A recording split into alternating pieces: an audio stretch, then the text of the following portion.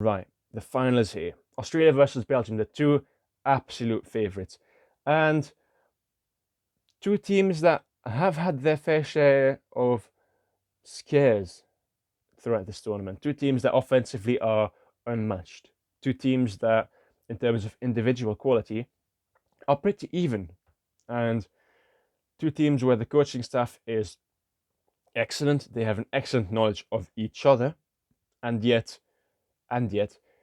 this final could go either way. It could be a barn burner 7-5 game. It could be a 5-5 draw. It could be an absolute demolition from one team. There's no way to accurately predict this final. But if we look at the two teams that have played, we have teams that, as I said, defensively probably should do a lot better, because if we look at Australia in their last few games, they haven't really excelled at anything. Against Germany, they won 3-1, but one of those goals was an open goal. And let's be honest here, Germany weren't at their very best. They weren't bad, don't get me wrong, but they weren't at their very best. Against the Netherlands were arguably the better team for much of the game. And though Australia did get through, I was expecting a big bounce back against Germany. And though, again, they didn't give Germany that much, I was expecting slightly more from that Australia team. Against Spain, Australia just wasn't wasn't good. They weren't good, and they conceded in the last minute on a penalty corner, which is something that Belgium will know. And if we know anything about Belgium, is that their penalty corner specialists are deadly. Against New Zealand, they conceded two from the penalty corner. Australia, against Argentina, they conceded two from the penalty corner. Against Japan, they conceded three from the field. So defensively, Australia has had moments where they lack concentration. They lack ideas to get the ball out, to get the ball to the midfield and to those forwards, and where they just are pinned back into their own half. They do something that they probably shouldn't do. The structure goes out the window, and it's something that Belgium will look to exploit. But equally, Belgium hasn't been good at all defensively either. Offensively, I've got nothing but praise for them, obviously, especially on the penalty corner. But defensively against India, you saw that two early goals conceded, so they were probably lucky that they got that first goal in the second minute, because if you go down 2-0 against India, I would argue that India would be in the final instead of Belgium today. Belgium against Spain, for long moments of the game, it was 0-0. Spain scores that first goal. Yes, Belgium responds relatively quickly, but Spain is not Australia. And yes, Spain and Australia drew, but Spain is not Australia. If Australia can manage to do something similar today, hold the game for 0-0 or get an early goal or two, and then Belgium starts to panic. Belgium and Australia both start to panic when other teams score first early. But Belgium just defensively against South Africa conceded 4 goals. Belgium against Great Britain should have lost, if we're honest here. Belgium against Great Britain should have lost. It's not been an excellent tournament for either. Yes, both finished first in their respective groups, both without real trouble, except for that one game, Australia versus Netherlands, made it to the final. But Belgium against India left that game until the fourth quarter. And that's something that, although it proves that you can win the game at any moment, that they can come back, that they are strong in the last moments of the game, which is good. If Australia manages to nullify that, and I've said that about India too, I know, if you manage to nullify that threat, those penalty corner threats, and if you manage to frustrate that team and in the fourth quarter just put a very solid defensive block up, you can beat Belgium. They're very gettable. But equally, inviting too much pressure from Belgium isn't good either. What we saw with India is they got 2 goals in the first 8 minutes, I think it was. They got 2 goals in the first 8 minutes.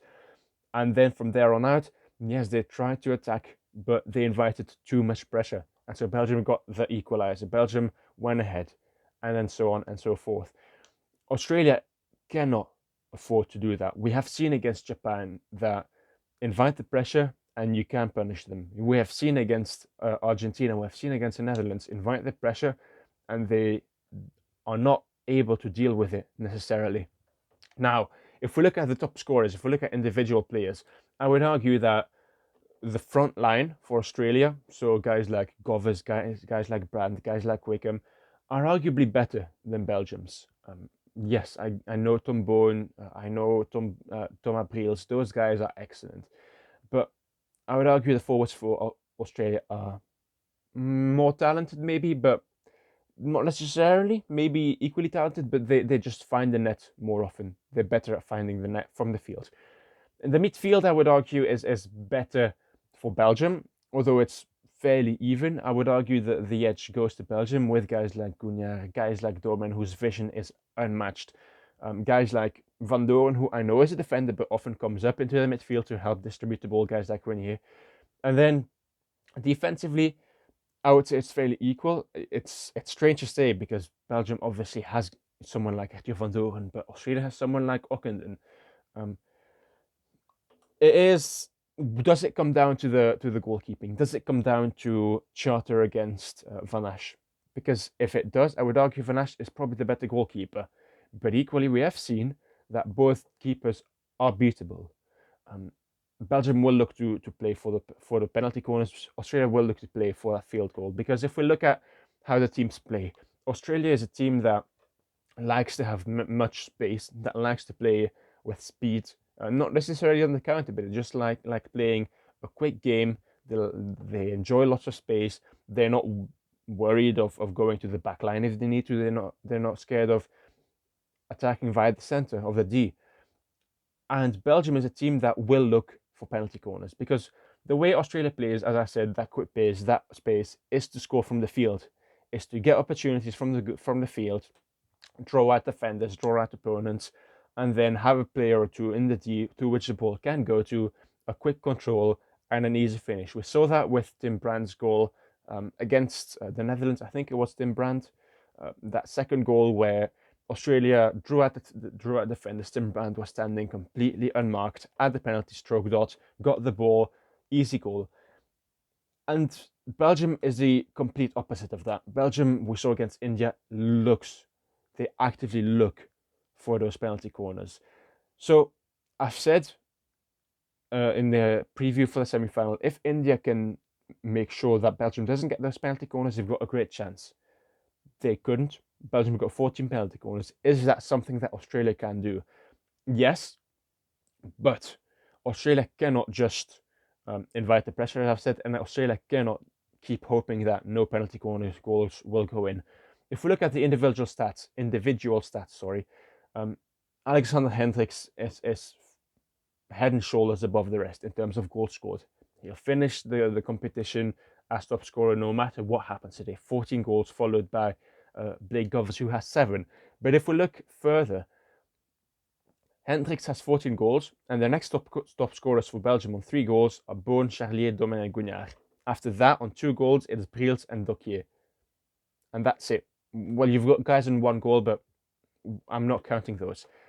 If you look at Australia, however, you've got Govers on 7, you've got Brandon Wickham on 5, and then on 2 you've got Hayward, you've got Sharp, you've got Beale. So though Australia scores with their 3 forwards, the 3 main forwards, that's something that Belgium will be aware of, and Belgium will look to nullify them. If they can isolate them, who's going to score the goals? Hayward, Sharp, Beale? Maybe, but equally those goals came from the penalty corner as well.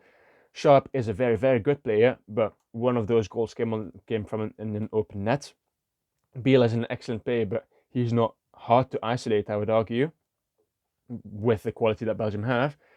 So isolate 1 or 2 of those forwards for Belgium and for Australia, and Belgium has a great chance. Equally, as I said, make sure that those penalty corners don't fall for Belgium.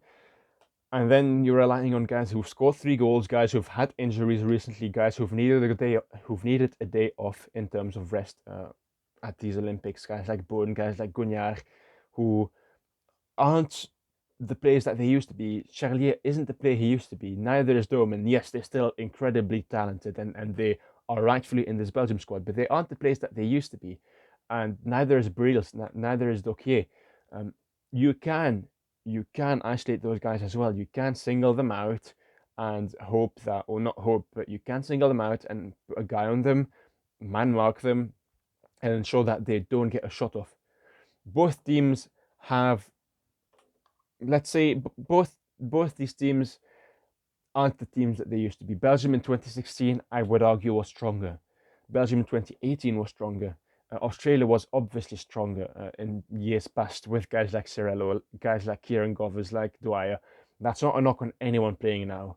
That's absolutely not a knock on anyone playing now. It's just the fact that both teams aren't as invincible as they once were. Both teams aren't the huge juggernauts, the powerhouses, the behemoths that they once were.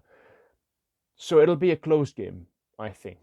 I don't think one team will necessarily win by 3 or 4 goals. It is obviously possible if Belgium get those penalty corners, if Australia isn't able to stop them. I'm expecting Belgium to win.